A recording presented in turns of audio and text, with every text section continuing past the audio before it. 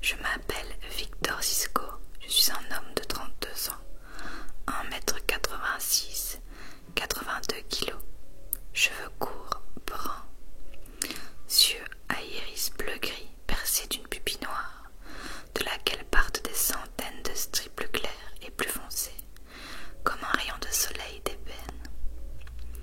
Je suis globalement en bonne santé, j'ai quelques allergies et intolérances. Gluten, pollution et pollen ne sont pas franchement mes amis, et m'anesthésiant me font éternuer, particulièrement au mois d'avril et de mai. Je vis dans un petit appartement parisien, 34 mètres carrés, acheté une fortune. Je le loue de temps en temps sur Airbnb, sur lequel j'ai une note de 4,8 sur 5, et même la mention Super Host. J'ai un travail qui me nourrit. J'ai même la chance de l'apprécier. Je m'y rends tous les jours en métro. Quand je rentre le soir, je m'affale dans mon canapé et zappe entre Twitter, YouTube, Netflix, Instagram et mon flux Facebook alimenté par mes 342 amis. J'y reste parfois toute la soirée. Ces sites ne vendent pas de crack, mais savent comment nous rendre accro. Leur secret, les micro-shots de dopamine, cette hormone du bonheur naturellement sécrétée par notre cerveau à chaque nouveau j'aime, déclencheur de plaisir et preuve de notre validité sociale. Réseaux sociaux, les nouveaux dealers. Ces plateformes ont su exploiter les neurosciences à leur profit. Cela me fascine autant que cela me terrifie. Je fais mes courses au Monoprix. Au coin de ma rue, j'essaye d'acheter des fruits et des légumes autant que possible, sans pesticides, et je mange moins de viande qu'avant. Il paraît que ça participe à préserver la planète. Je suis en somme un beau bio flexitarien. Mais je vais bien, ne vous en faites pas. Oui, dans l'ensemble tout va bien. Je me pense heureux et pour sûr privilégié.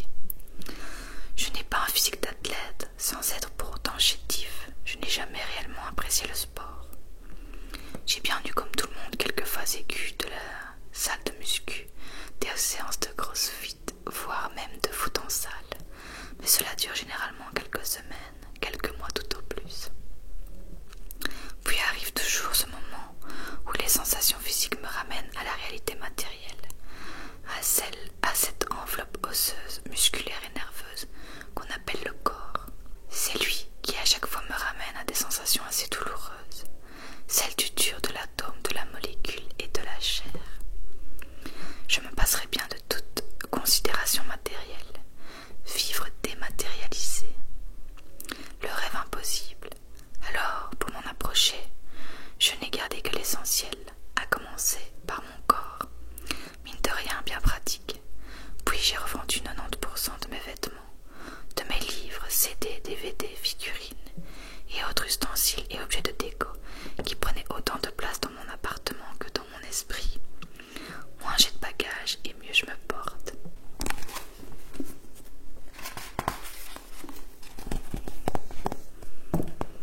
Car ce qui me fait vibrer et m'émerveille vraiment, c'est ce qu'est capable de produire l'organe qui flotte entre les deux oreilles de chaque être humain, le cerveau. Et pour cela, nul besoin de gadgets, d'accessoires ou d'artifices, car à l'intérieur de notre boîte crânienne se loge une machine à rêve incroyable, un véritable bijou biologique, le résultat de millions d'années de tests grandeur nature, de choix et de sélection qui en découlent, de validation, de confirmation puis de reproduction. En un mot, l'évolution. Cet organe si central et si intime nous apparaît pourtant bien lointain et mystérieux. On ne sait en effet toujours pas comment il fonctionne exactement. La science ne connaît pas encore tous les mécanismes de notre encéphale et encore moins de toutes ses subtilités. Depuis longtemps, il est admis, pour ne pas dire supposé, que le cerveau serait le siège de l'esprit, que celui-ci serait un super ordinateur capable de produire et d'émettre une conscience, une personnalité, une âme. Plus récemment, d'autres théories ont été émises suite à plusieurs expériences qui ont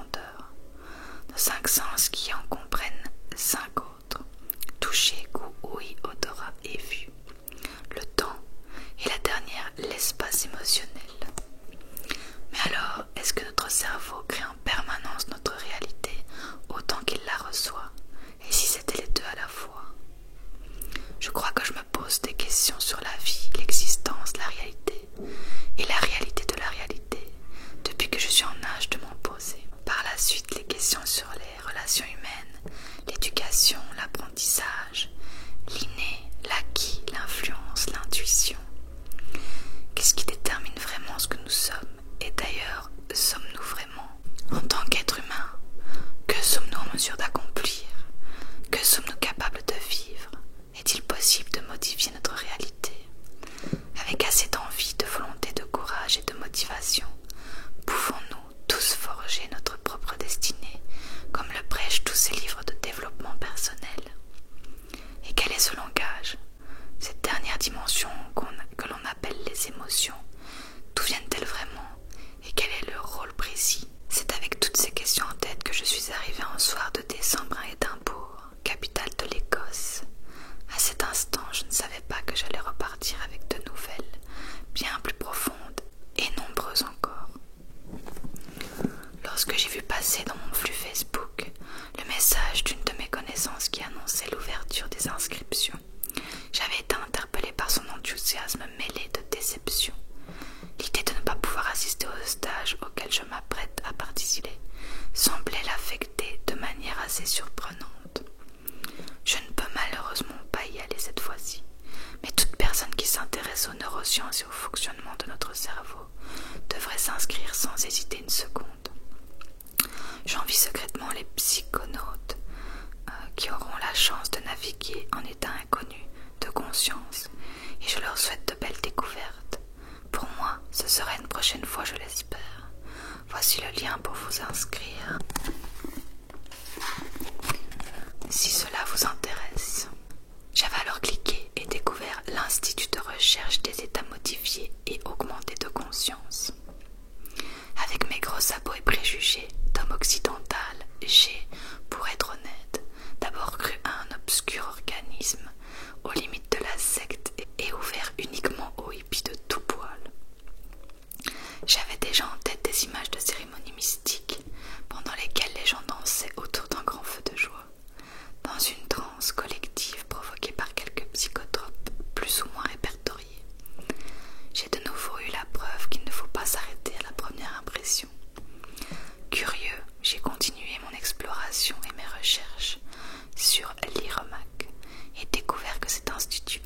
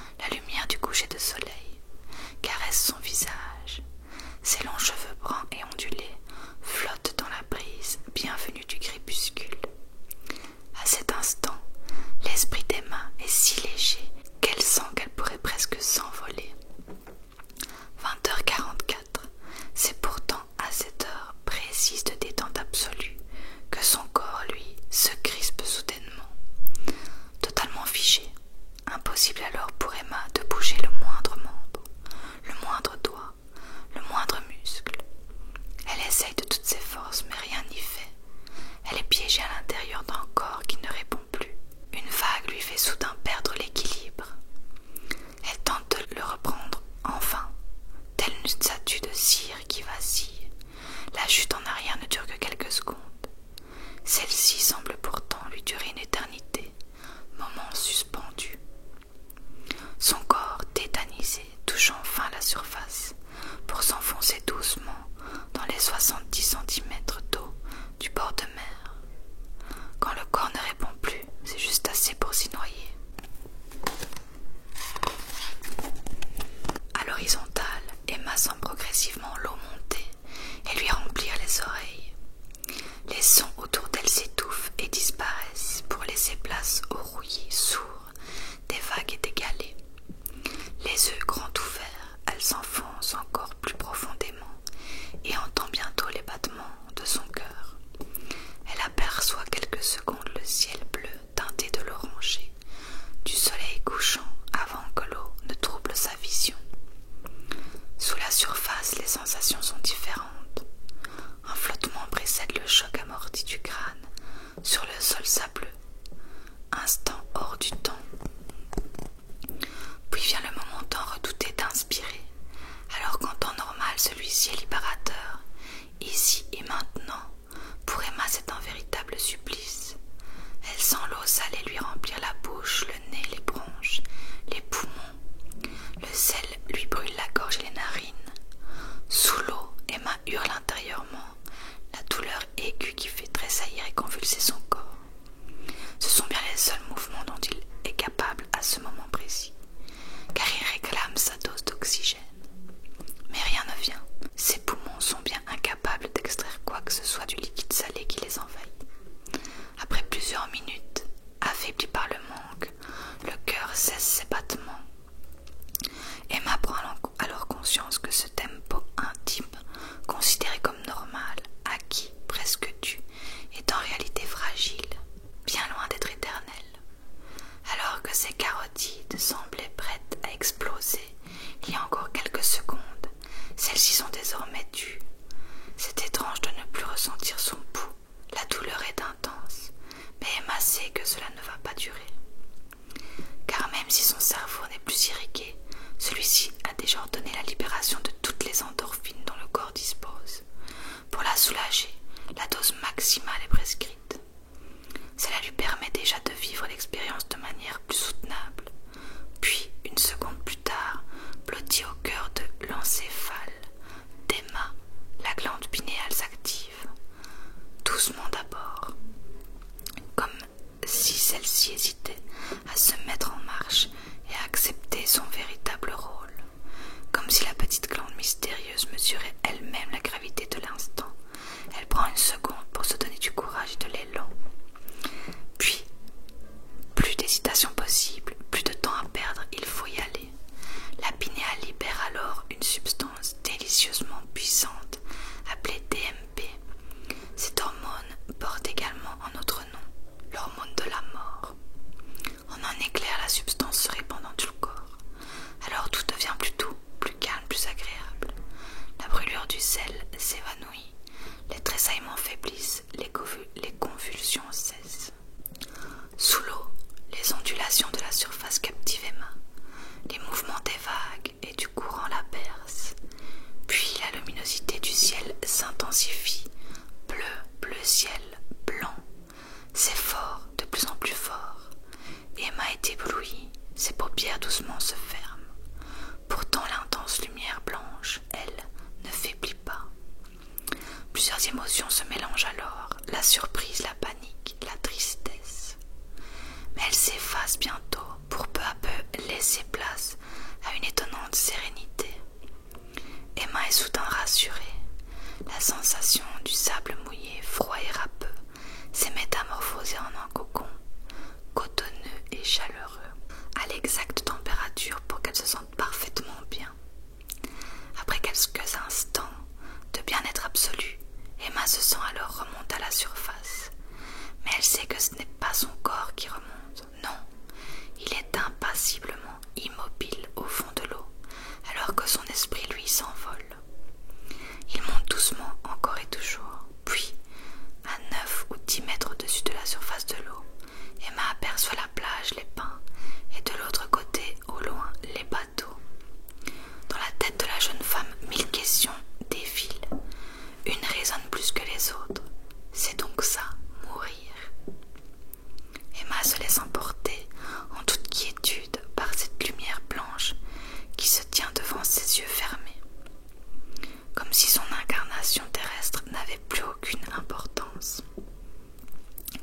sait. Elle sait que tout va bien se passer, qu'elle reviendrait ailleurs, à une autre époque, dans un autre corps, une autre vie.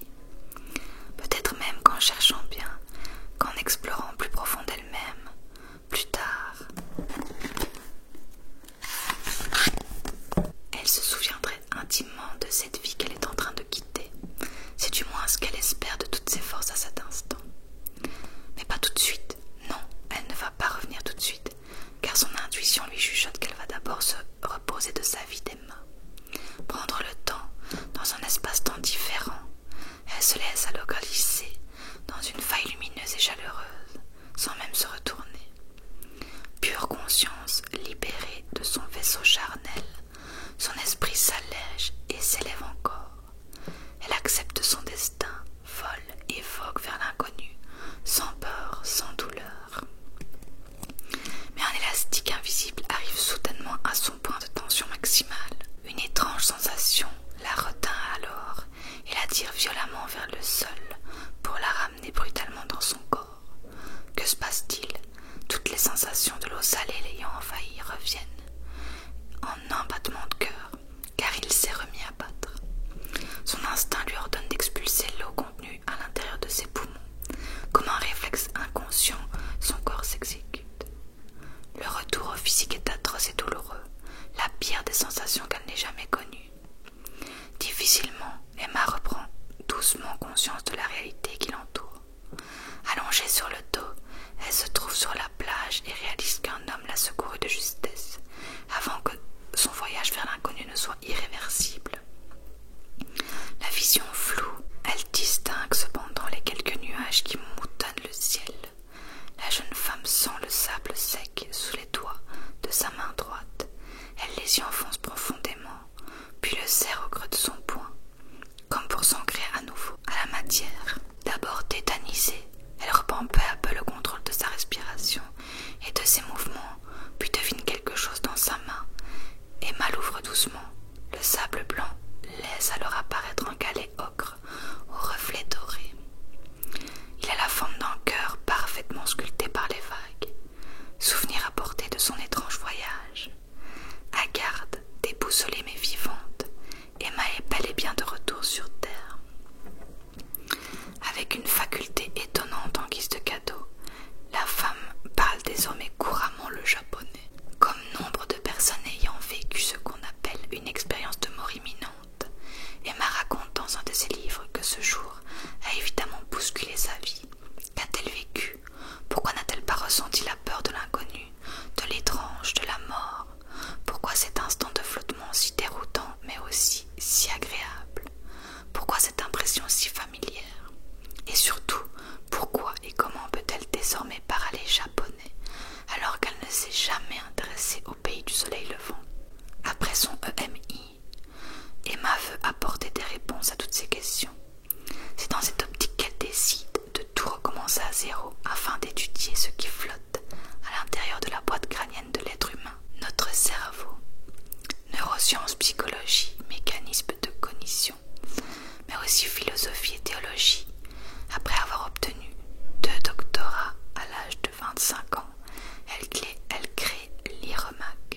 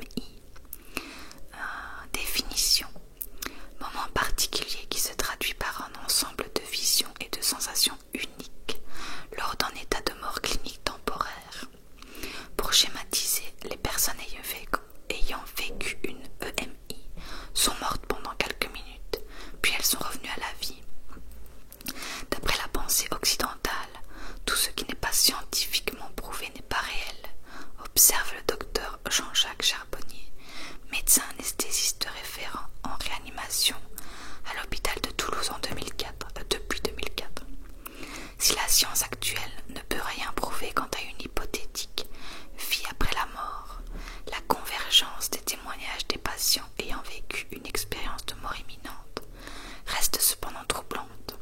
Français, Chinois, Américains, Guinéens, quelle que soit leur culture et leurs croyances, tous rapportent la même expérience de ce long tunnel et de cette lumière blanche et apaisante au bout de celui-ci, la sensation d'être revenu à la maison. Phénomène physiologique lié à la biochimie du cerveau humain, répondront les plus sceptiques. Oui, ceci mis à part qu'en état de mort imminente ou en état de mort provisoire, comme préfère le qualifier le docteur Charbonnier, l'activité électrique du cerveau est nulle. Dès lors, impossible d'incriminer notre encéphale de quelconque hallucination commune à Homo sapiens.